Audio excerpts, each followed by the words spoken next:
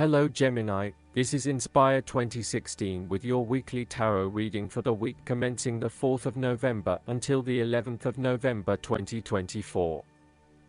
The first card for you is representing, how do you feel about yourself? Your card is the Five of Cups. This is a time for letting go of the past and learning from your mistakes.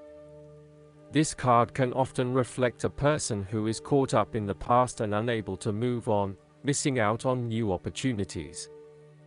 Bitter memories from the past continue to bother you, and often a great deal of the blame for past actions is placed on yourself and your inadequacies. To some it would seem that there is no way out of this situation, but the tarot always shows problems on one hand and solutions on the other. Forgiveness and the ability to recover after emotional loss are necessary.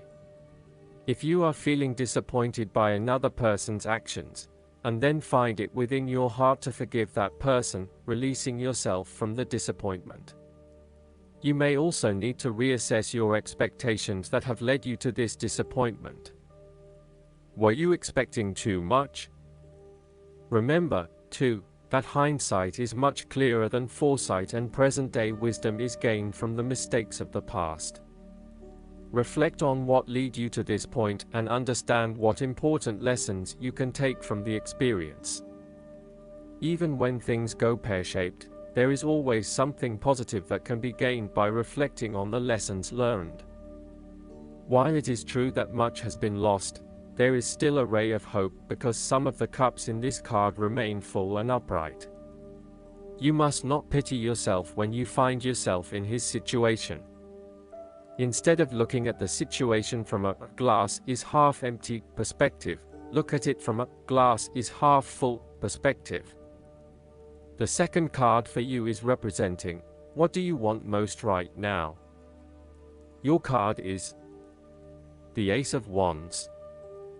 What do you want most right now is to raring to go.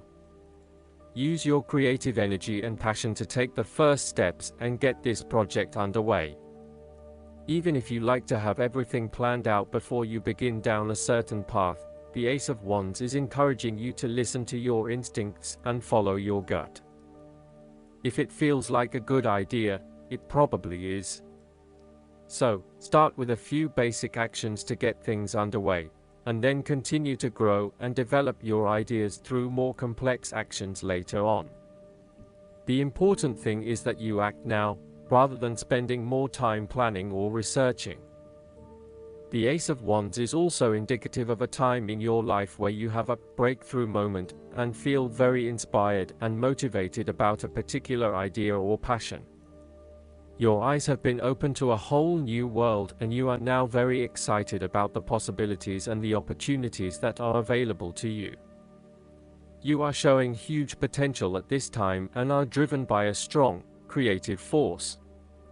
It is as if there is a latent talent within that is just bursting to get out and be fully utilized.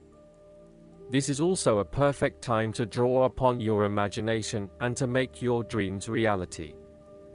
The third card for you is representing your fears. Your card is the Four of Swords. You are afraid and feeling restless and wanting to do everything at once. Even if your body is telling you that you need to rest and relax, your mind may be pushing you forward, trying to accomplish a long list of tasks. You may be getting quite sick or stressed as a result, so it is vital that you force yourself to pause and take it easy to ensure that you do not become completely run down and exhausted. You may also be trying to avoid any period of contemplation or meditation on a particular issue because you are worried about what it might bring up. You need to return to the energy of the Three of Swords and confront the pain and grief that exists within your heart. You need to experience that pain as it is preventing you from being able to move on. Once you have experienced it, it will begin to subside and you will be able to live a more fulfilling life. The Four of Swords can also represent stagnation and a lack of action that is leading to increased frustration. For example, a long-term marriage is no longer progressing and is spiritually and emotionally empty. You may need to take a break from this stalled situation and come back to it when the energy is flowing better. Similarly, the Four of Swords suggests that you are feeling frustrated with the lack of progress and change in your life. Many things have stood still or have failed to change in the way you were hoping they would. Part of this lack of change, however, is as a result of your passive approach. There may have been situations that were frustrating to you or that you were unhappy with, but you may have opted to just sit it out and hope that they would eventually change, rather than taking action to create a more desirable outcome. The fourth card for you is representing what is going for you. Your card is the Three of Pentacles. If you continue to work toward the fulfillment of your dreams and do not allow disillusionment to dampen your enthusiasm, ultimately you will experience prosperity and success in your goals. You need to do work that is satisfying to you and that you can be truly proud of. What new beginnings are you experiencing in the material realm? Is there some project or creative venture you have been putting off because of fear of failure? The Three of Pentacles indicates that dreams can be made real with persistence, determination, and effort. The Three of Pentacles may also suggest that you need help to complete your work and can draw on the knowledge and experience of others. It may be beneficial to share your work with a partner, but only if they are as conscientious as you. The fifth card for you is representing what is going against you. Your card is the Six of Pentacles. You are afraid that someone who you lend the money will not repay it to you. Therefore, be careful about who you lend your money to, especially if you yourself are in financial trouble. While a generous spirit is a wonderful quality, you need to ensure that you are able to support yourself whilst helping others. You may have a tendency to spend or give away more than you can afford to. Be careful with the amount of debt that you get into.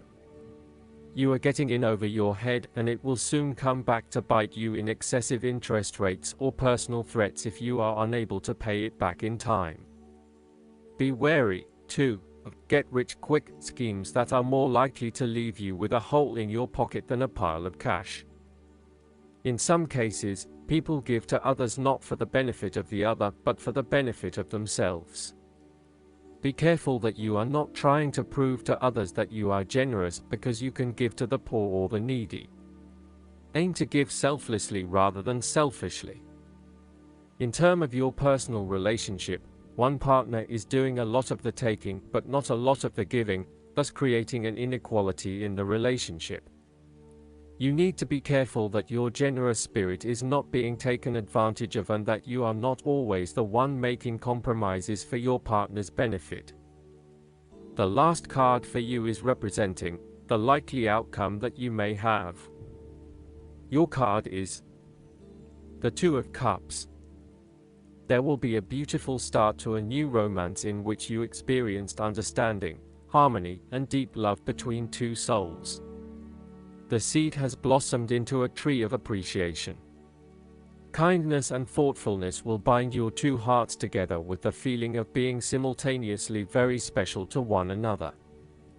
This card can also refer to marriage, proposals, and engagements, particularly as this card portrays what looks like a wedding or hand fasting. It is a reflection of commitment between two individuals, to say that they will go through life together, always considerate of each other's needs and wishes. This card typically points towards a relationship that is based on mutual attraction and romantic inclinations. It reflects the clear, nurturing, supportive and heartfelt exchange of emotions that is the gift of a romantic relationship. The Two of Cups represents love that is nurturing, creative, clearly focused, inspirational and equally fulfilling. Last but not least, the guidance card for you is the Silver Lunar Dragon.